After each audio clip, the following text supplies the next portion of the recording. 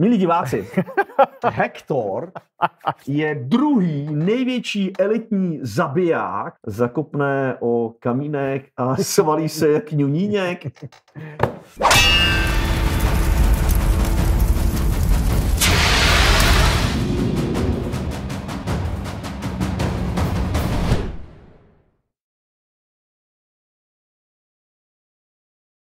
Ahoj, je tady zase Borek a Zdenál a jsme tady s dalším videem, kdy rozebíráme nějaký filmový souboj. Tak jaký máme teď?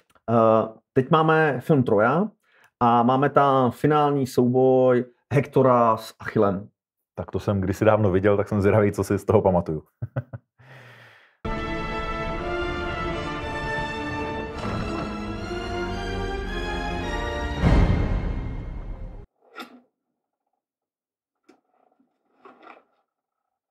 Now you know who you're fighting.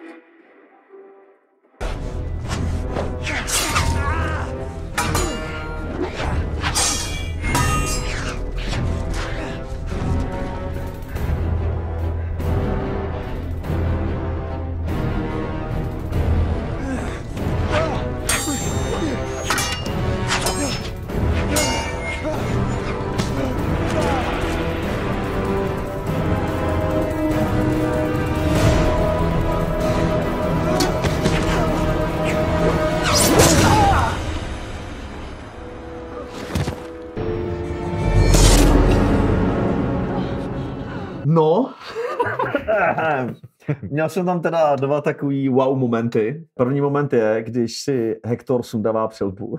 Jako, on si opře nánosník o nos, takhle si to přesně zlomí do pravýho úhlu, aby bylo vidět, že ta přilba je gumová, tak to byl teda jako opravdu vtipný moment. Na druhou stranu přesně v tomhle momentu se mi líbí to, jak tam vlastně okecali, aby mohli mít ty herce bez přileb. Pokud to někdo z nás neviděl, tak vlastně Achilles vyzval Hektora na souboj proto, že Hektor zabil jeho přítele Patrokla, protože Patrokles měl Achillovou zbroj a Hektor si myslel, že bojuje s Achillem a myslel si, že zabil Achilla. Místo toho zabil Achillova přítele Patrokla a on mu to vlastně teď chce vrátit a sundává si tu přilbu proto, aby jako neměl pochyb, že bojuje s někým jiným než s Achillem, aby opravdu viděl, že je s Achillem.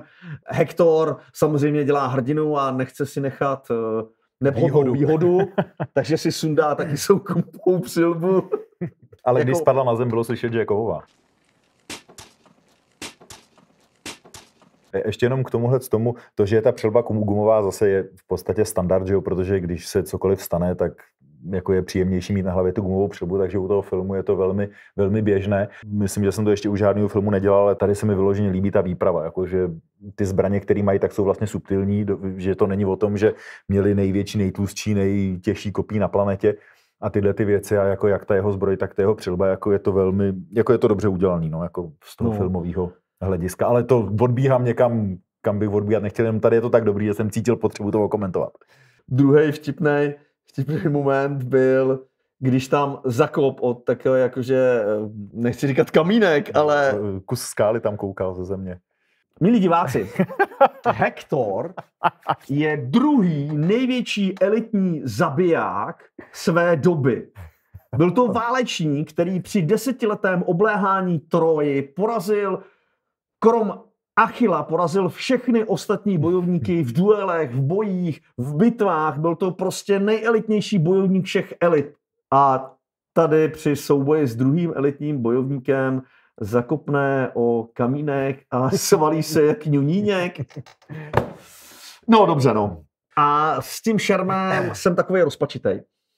Líbí se mi tam, že je to nápaditý. Že ty akce jsou vlastně rozdílný, jo, že jednou prostě jakoby třeba na začátku dělá Achilles takový ten svůj trik, že tam jakoby jde ze strany na stranu, aby soupeř nevěděl, kudy na něj zaútočí, jo, že bodá ze zhora, bodá ze spoda, jo, že fakt jako, že ta akce je zajímavá a je nápaditá. Bohužel, krom toho, že je zajímavá a nápaditá, tak v půlce věcí je nesmyslná. Objevují se tam naše oblíbené zcela nesmyslné otočky ve chvíli, kdy nemají smysl. A objevují se tam záhadné akce typu super síla od Achilla, kdy Achilles bodne Hektorovi do štítu a Hektora to odsune 4 metry stranou. V jiných, kdyby to bylo celou dobu, že Achilles má otázka, proč to nebylo, proč to že všechny body nebyly takhle. No. Takovou ránu a Hektora by to furt odhazovalo, OK, řekněme, že Achilles je hrdina na daný bohy, super. Ale pokud všechny akce jsou normální a jenom jeden divnobod najednou prostě ho odhodí, tak má to zvláštnost. Druhým problémem, který se tam objevuje, je používání štítu. Zvláště v akcích, kdy už bojují s mečem. Bojují s mečem a oni vlastně bojují s mečem proti meči, mají štíty velký jako svině, se kterými by stačilo být jako zakrytý a sem tam mávnout. Tam Achilles má štít jako úplně za hlavou. Chápu, že... Odložená ruka. Brad Pitt jako naposiloval a bylo třeba ukázat, že má muskulaturu. Ty do toho skočíme, já tohle vnímám třeba úplně jinak. Z mého pohledu celý ten souboj je postavený tak, že to je kočka a myš. Achilles je prostě ta kočka a on jde toho Hektora ulovit. A z mého pohledu jako ten souboj je postavený tak, že ten Hektor vlastně od začátku nemá šanci. On si s ním od začátku hraje a on ho mohl vlastně zabít úplně kdykoliv. Tak na mě působí ten souboj a úplně nejvíc markantní je to v momentě, kdy oni vlastně už potom přijdou o ty štíty a on na něj útočí tím mečem, zaútočí na něj asi 5krát, on mu všechno uhne na milimetry, všechno odchychtá, kdy chce, ho mohl v tu chvíli zabít, pořeže ho na té noze. To znamená, jako tohleto je z mého, tohle není jako, aspoň já to nevnímám, jako že to je technická chyba, ale tohle je prostě výraz toho, že on může. On prostě veme ten štít, dá si ho za hlavu, protože on ho nepotřebuje, tak a je to podle mě jako dramaturgický stvárnění toho, že vlastně on je jako v takovém topu porovnání s tím Hektorem. Aspoň já to tak vnímám, samozřejmě nevím, jaký byl ten souboj, ale tohle z toho hodně čiší. A dovedu se na to takhle podívat. Hektor bojuje o život. A možná, kdyby ten štít používal jako štít, tak by si znatelně pomohl. Jasně, jako. Určitě. Jako u takhle velkého štítu samozřejmě nemá vůbec smysl s tím řešit něco na úrovni rytířského štítu. Vůbec nemá smysl se za to schovávat, dělat s tím nějaký velký věci. To je prostě štít, za který si dáte před sebe v úvozovkách jako pavézu. Snažíte se natlačit blízko k tomu soupeři a snažíte se ho tam tím krátkým mečem někde bodnout. Tyhle ty rozmáchlý pohyby s tímhle typem zbraní je samozřejmě špatně. No. A teď vlastně stačí jediná věc, potáhnout tím mečem a otevřít mu tu ruku. Jasně, rozumím, ale to je podle mě to, co ti říkám. Jako jo, že já ten souboj vlastně vnímám tak, že on si s ním prostě hraje. On až ho úplně odzbrojí, tak ho zabije. On má výbornou pozici, teď mu vypáčí meč, dá mu meč do páky a pak v podstatě na něj provede smrtelný bod. Ano. Kdyby ho Hektor nevykryl, tak je mrtvek. Ano. Tak buď si s ním hraje a v tu chvíli ho mohl pořezat třeba na bicepsu, nebo ho chce zabít, v tu chvíli ho mohl rovnou bodnout do krku, nebo dělá frajera, pak mu dojde, že asi není takovej frajer a chce ho teda zabít. Jo, jako má to své mouchy. Ale je to líbivá akce, takže jako rozumím tomu, proč to tam dali. Jako z choreografie ano. On si připraví meč, počká, až se na něj podívá. No jasně. A místo, aby ho bodnul do krku, nebo třeba do pusy prostě, jako jo. Do krku by to bylo jako, že ho fakt zabije jako profík. Do pusy by to bylo, že ho zabije jako profík a ještě mu to dá sežrat, že je ňunínek, jako jo. To ti řeknu úplně přesně proč. Protože na tom filmu je omezený čas a oni, když ho bodnou do zbroje, tak uříznou meč, nemusí řešit make-up, nic. Všechno, tohle je strašně jednodušší, levnější varianta. To opravdu to se děje dnes a denně. Ale rozumím ti, co myslíš, jako jasně, zabil by ho asi jednodušší cestou, ale tohle zrovna z toho filmařského hlediska je, jako ušetřili hodně peněz tím, že ho bodnul do té zbroje. Mně se líbí, ale vlastně úplně se mi líbí šermířsky, protože to, co tam předvádějí s těma kopíma, je vlastně, to je Matrix totální, že jo, jako s těma kopíma se takhle nebojovalo, ale je to nápaditý, já vidím, že on do něj bodnul kopím, on mu tam něco strčil, vidím, že mu ratištěm to kopí odstranil, vidím, že si ho přetočil, vidím, že, takže ano, s tím kopím takhle jako ten reálnej boj by s tím takhle nevypadal. Oni by byli schovaní za tím štítem, snažili by se o ty body s těma kopím, aby že ho nesekali, tak jak s nima sekají. Technika je tam jakoby že upozaděná, ale je to velmi kreativní, velmi jako zdařilej, velmi pohybově dobře udělaný, barevnej souboj. Je tam věc, která u těch šermířských filmů bývá velmi málo kdy. A je to evidentně buď tím, že jako Brad Pitt holt asi umí, anebo je to tím, že na to měli dost času, ale Brad Pitt má ukončený pohyby. Udělá výpad, zůstane ve výpadu.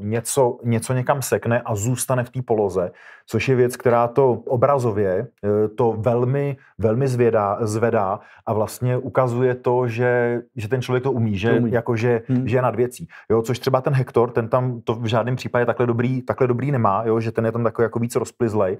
A tohle je věc, která jako když je vidět u herce, tak to je těžký nadstandard. Jasně, jako někdo, kdo šermuje 10 let, tak to samozřejmě má přirozeně, ale že jo, to ty herci většinou nemají a tady se jim to tam podařilo dát, takže za to jednoznačně tleskám. A pak tam jsou takový ty věci, které jich zase z logiky toho souboje jich je škoda, ale zase chápu, že se jim to tam dramaturgicky hodilo, že jo, Achilles zlomí Hektorovi kopí, asi bych neřešil, proč měl to kopí zamknutý, když ho vzal, no to je jedno, došlo tam k nějakému optickému zámku, byť ne funkčnímu, ale že jo, Achilles mu přerazí kopí a on zahodí ten zbytek. Místo, aby tasil, tak je delší pasáž, kdy se brání tím štítem a až když Achillovi přerazí to kopí tou náholenicí nebo čím to udělá, tak až potom si vytáhne meč. Rozumím, proč tam jsou, protože oni potřebujou, že jo, ten souboj, na začátku byly 2 dlouhý zbraně, bylo to velký.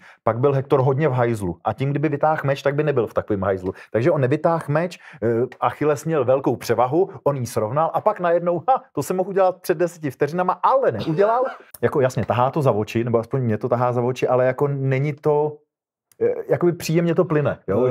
Že vlastně filmařsky, mně se to líbí, byť technicky, samozřejmě tam je hromada. Že vlastně ten souboj je udělaný tak, že je to vlastně samostatná etuda, která má nějaký svůj dramatický oblouk, tak. Kdy vlastně se tam mění to, kdo střídá se to, kdy jakoby je tam převaha jednoho, převaha druhého, ukazují se, že vlastně to má nějaký svůj vlastní relativně jako dramatický příběh. Dramaturgie to má pěknou. No, rozumím. Je přehlednej.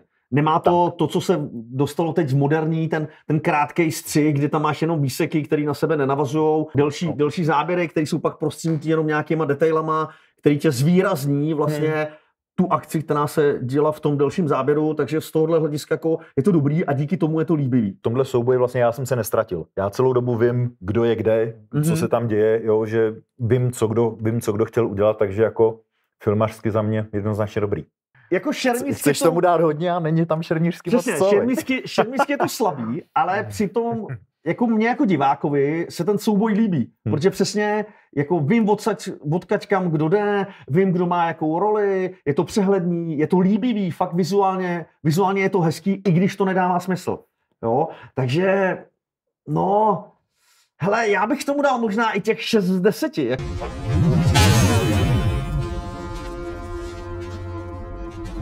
Přestože je vlastně šermířský, je to tak na 3. Jako. Já bych šermířky trošku přidal, ukončený pohyby, výpady a takovýhle věci, takže jako... Otočky, trošku, no jasně, dobře, tak to zase se štítem. Jo, takže jako já bych tomu dal jako když odečtu šerm a přičtu dramaturgii, tak já bych tomu dal jako klidně 7 teda.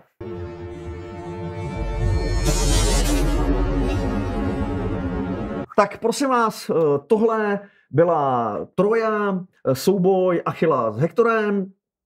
A samozřejmě pište do komentářů, co si o tom myslíte, jak se ten film líbil vám, co si myslíte o našem komentáři. Prosím vás, když budete říkat, že tomu nerozumíte, zkuste to říct slušnou formou. A samozřejmě dejte like, dejte odběr, sledujte náš kanál, případně přispějte na Patreonu. A návrhy. Jo, prosím vás, napište nám návrhy. Jestli samozřejmě vás zajímá, tak jak to rozebíráme, tak nám napište, na co dalšího bychom se měli podívat, na co se zaměřit. Takže díky, Zdenal a Borek. Čau.